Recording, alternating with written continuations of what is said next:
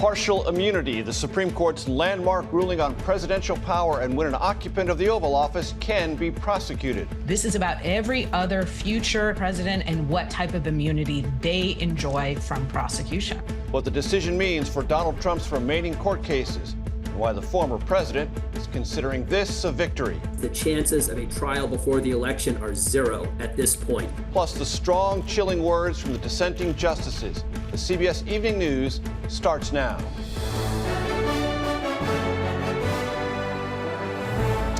Good evening, everyone. I'm Major Garrett in for Nora O'Donnell. A groundbreaking decision from our nation's highest court. Presidents have absolute immunity for official acts while in office, but they do not have immunity for unofficial acts. That means Donald Trump can and most certainly will claim broad immunity in his pending federal election interference case, a case that is now unlikely to be resolved before Election Day. Chief Justice John Roberts penned the opinion, writing, quote, "The president may not be prosecuted for exercising his core constitutional powers," unquote. As for the dissent, Justice Sonia Sotomayor forcefully pushed back and deployed bleak hypotheticals, quote, "Orders the Navy SEAL Team 6 to assassinate a political rival, immune. Organizes a military coup to hold on to power, immune. Takes a bribe in exchange for a pardon, immune," unquote. We have team coverage of the legal and political implications of all this. CBS's Jan Crawford starts us off at the Supreme Court.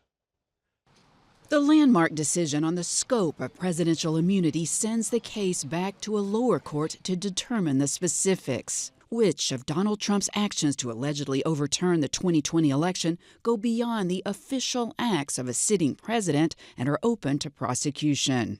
Not everything the president does is official, wrote Chief Justice John Roberts. The president is not above the law. Presidential immunity is imperative, or you practically won't have a country anymore. The court rejected Trump's sweeping claims he was absolutely immune from prosecution for his actions around January 6, but it said presidents must have some immunity to execute the duties of his office fearlessly and fairly, and so official acts are largely shielded from prosecution. The 6-3 decision sharply divided the justices along ideological lines. Justice Sonia Sotomayor wrote a fiery dissent for the liberals with fear for our democracy and predicting disastrous consequences as a result of the decision she called deeply wrong. The president, Sotomayor wrote, is now a king above the law. That prompted an unusually fierce response from Roberts, accusing the dissent of fear-mongering on the basis of extreme hypotheticals. The court emphasized the lasting significance of its decision well beyond Trump, noting concerns about opening a Pandora's box of criminal prosecutions of former presidents, a prospect Trump teed up in last week's debate when he suggested President Biden could be prosecuted for his immigration policy. This man is a criminal, said the court. Virtually every president is criticized for insufficiently enforcing some aspects of federal law. Without immunity, such types of prosecutions of ex-presidents could quickly become routine. As for the immediate case, applying the court's decision on what unofficial acts that Special Counsel Jack Smith can prosecute Trump for will take time. This is not the end of the prosecution of Donald Trump. I strongly suspect that Jack Smith will find allegations that he thinks survive. Jan Crawford joins us now. Jan, Jack Smith's case is now very much more complicated. What's next? Well, that's right, Major. I mean, this case has been on hold. Today's decision from the court means probably new hearings in the lower courts, and that will significantly delay the start of any trial. Now, as for those other trials, Trump is facing that classified documents trial in Florida is moving slowly. The Georgia election subversion case is on hold. All of these trials, Major, I think highly unlikely before the election. Jan Crawford, thank you. Former President Trump is making it clear he's very happy with the court's decision tonight. CBS's Robert Costa is here with us. And Robert, what is the reaction from the former president? On social media today, former President Trump called this Supreme Court ruling a big win. But behind the scenes, there's still apprehension. He might not face prosecution this year on January 6th or classified records, but he still does face criminal sentencing coming up in New York on July 11th, and he still has the possibility of being tried down the line. Robert Costa, as always, thank you. President Biden is just weighing in on the Supreme Court's immunity ruling as he tries to bounce back from that disastrous debate. CBS's Weijia Jiang reports from the White House, where the president spoke a short time ago. No one is above the law, not even the President of the United States. With today's Supreme Court decision on presidential immunity, that fundamentally changed. Tonight, President Biden delivered a stark warning about the Supreme Court's ruling on presidential immunity. The American people must decide if they want to entrust the president once again, the presidency, to Donald Trump, now knowing he'll be even more emboldened to do whatever he pleases whenever he wants to do it. It was his first time making remarks at the White House since the debate. Despite his poor performance, First Lady Dr. Jill Biden downplayed the impact, telling Vogue magazine for its August cover story they will not let those 90 minutes define the 4 years he's been president. We will continue to fight. I know I'm not a young man. The Biden campaign is making the same case with a new ad just released this morning showing the president at a rally the day after the debate. But I know how to do this job. I know right from wrong. Considerably sharper and more energetic than when he was on stage with Donald Trump. If we finally beat Medicare. A new CBS News poll shows how the debate impacted voters, with 72% saying Biden does not have the mental and cognitive health to serve as president, compared to 65% before the debate. 50% believe Trump does. Among registered Democrats, 54% think Biden should run for president. 46% say he should not. Trump weighed in on a radio show. And they say getting him out is very hard because he has the delegates, he has the votes. And that if he doesn't want to get out, there's not a thing they can do about it. Election expert David Becker says the decision is for Biden alone to make. The primaries were held. The voters have spoken. I expect that we will see a rematch of President Biden against former President Trump. Tonight, the Biden campaign is circulating a new internal poll. Even though it has Trump leading by 1 point, it also shows support of the president has not changed following the debate. Top advisors brought up the results during a call with donors this evening, trying to calm nerves about Biden's viability. Major? Nervous donors indeed. Weijia Jiang at the White House. Thank you. For the latest track on Hurricane Beryl and a look at the extreme heat this July 4th week, let's bring in CBS Miami's chief meteorologist, Ivan Cabrera. Ivan, good evening. Hey, Major, good to see you. And absolutely, this storm is maintaining its strength right now. It's very impressive on satellite perspective here. We've been watching something we typically see in the peak of hurricane season in September, certainly not June, and now on July 1st. It's going to continue moving off to the west-northwest. It's very organized right now, but the good news for Jamaica is that this system is going to be encountering some wind shear. So there you see the forecast. It's going to be a diminished hurricane, a hurricane nonetheless, which is why watches are posted for Jamaica. So they have to brace for that. But an improvement from, of course, what just happened across the Windward Islands. Then where does it go? Here are a computer model forecast over the next several days. We're going to watch Jamaica first, then eventually headed towards the Yucatan Peninsula. Thereafter, just too early to call. If you're watching us from the western Gulf states, keep an eye on the storm as it can be unpredictable there towards the end with that spread. And of course, the big heat on the way for 4th of July, triple-digit heat indices, and we have millions of Americans now under either a heat advisory or an excessive heat warning across the South. Major. Ivan Cabrera, thank you. Now we'll look at tonight's other top stories, starting in central New York, where residents are demanding justice after police shot and killed a 13-year-old boy they say had a gun. CBS's Michael George has the newly released body cam video. Major, there's a growing memorial here at the spot where 13-year-old Niam Wei was shot and killed by a Utica police officer. Now, police body camera video shows Mouet running from officers after they stopped him Friday night. Police say he pointed what appeared to be a handgun at officers, later determined to be a pellet gun. What do we want? Justice! Today, more than 100 people protested outside City Hall, among them Mouet's brother. It's killing me that my brother is not here with me and my family. And police say they initially stopped Mouet and another teen because they matched the description of robbery suspects. New York's Attorney General is now investigating. Now to the new fallout from those two deadly 737 Boeing MAX crashes back in 2018 and 2019. CBS's Chris Van Cleve reports the Justice Department will soon criminally charge the aerospace manufacturer. Major Boeing has to make a choice, take a plea deal or face the potential of a very public criminal trial. Under the deal, Boeing would plead guilty to a conspiracy charge stemming from the 2 deadly 737 MAX crashes, pay a fine, and spend 3 years on probation. Lawyers for some of the victims' families called it another sweetheart deal for Boeing and pledged to fight it.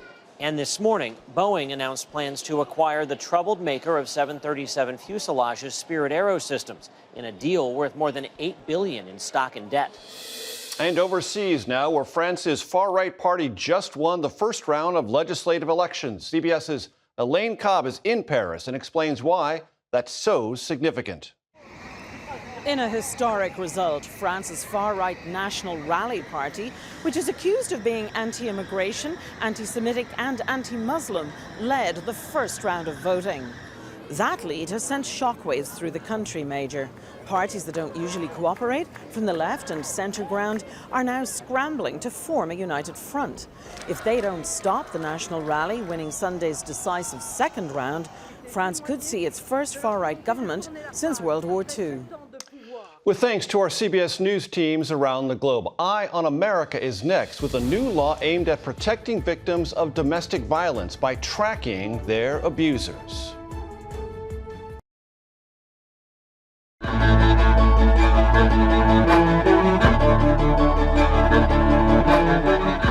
One in 4 women and 1 in 7 men are victims of domestic violence, that according to a CDC survey. Tonight, there is a new law in Tennessee to protect these victims. Born from an unspeakable tragedy, it's the first in the country to mandate GPS monitoring of the most violent domestic violence offenders. Here's CBS's Meg Oliver with tonight's Eye on America.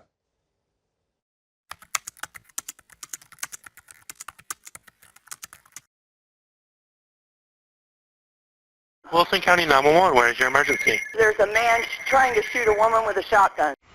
On April 12, 2021, outside Nashville, Debbie Sisko and her daughter Marie Varsos were shot and killed by Marie's estranged husband, who later took his own life. 3 people are dead after a murder-suicide in Lebanon. Sean Varsos broke into his mother-in-law's house where Marie was staying. He had guns, zip ties, and battery acid, ready to hunt them down. Varsos was out on bail after strangling his wife and threatening her with a gun the month before. Yeah, he went running that way, had a shotgun. I remember, screaming. It was very emotional. Alex Yon is Marie's brother and Debbie's son. 2 people that I love dearly were just very quickly ripped out of my life. Judges can require GPS as a condition of bail, but often don't. Varsos was considered enough of a threat that the judge had the ability to require a GPS tracking device put on him, but he didn't. Why not? That's a question, for the judge. It's one that infuriates me. My sister, my mother. Jan turned his pain and anger into a successful push for mandated GPS tracking of aggravated assault offenders in domestic violence cases. Tennessee's new law is called the Debbie and Marie Domestic Violence Protection Act. Do you believe if Varsos had been wearing a GPS tracking device that your mother and sister would still be alive today? Absolutely. Domestic violence is everywhere. Jennifer Wendell is with the Battered Women's Justice Project. How likely is it for, a high-risk suspect to repeat their actions? When there's firearms at play, when there's strangulation, when there's elevated stalking, they're more likely to do it again. Here's how it works. Victims are notified through a phone app or an electronic device when an offender violates an order of protection. That can mean moving within a certain radius of the victim or breaching an exclusion zone like their house. When that happens, victims can receive multiple alerts like texts, emails, and a monitoring service called law enforcement. Every second matters. Ray Gandalf is helping to lead the charge on using GPS technology as a safety tool. They can look for help. They can find cover. They can position themselves in a safe place, lock themselves in a place where they have the opportunity to call 911 and to get help dispatched to them immediately. Is that the difference between life and death? Certainly. Alex has made sure the names of Debbie Sisko and Marie Varsos live on. I'm hopeful that other states would be able to look at this and maybe adopt it moving forward. All it takes is the will of lawmakers to use the technology of today to prevent the tragedies of tomorrow. For Eye on America, I'm Meg Oliver in Nashville. Severe turbulence injures dozens and forces a heavily damaged plane to make an emergency landing. The details next. At least 24 people were hurt when an Air Europa flight was hit by severe turbulence today. Broken seats and debris on the Boeing Dreamliner show the aftermath. The plane was flying from Spain to Uruguay with 325 passengers on board when it shook violently off the coast of Brazil and had to make an emergency landing. Some passengers were reportedly slammed into the ceiling of the plane, which was heavily damaged. Heart of America is next with a surprise performance across the pond.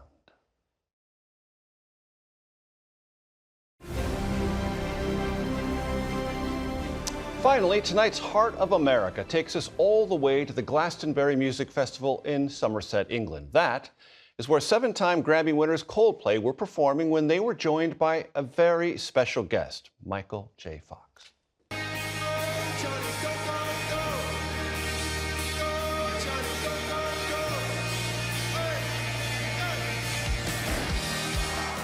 Fox made a surprise appearance on stage, aided by a wheelchair. He joined the band for renditions of their hits, Humankind and Fix You, in front of a sold-out crowd. Afterwards, lead singer Chris Martin said Fox's role in the movie Back to the Future is the reason they became a band in the first place, calling Fox their hero.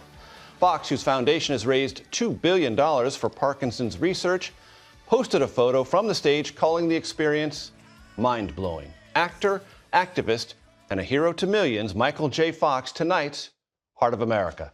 And that is tonight's CBS Evening News. For Norah O'Donnell, I am Major Garrett. Good night.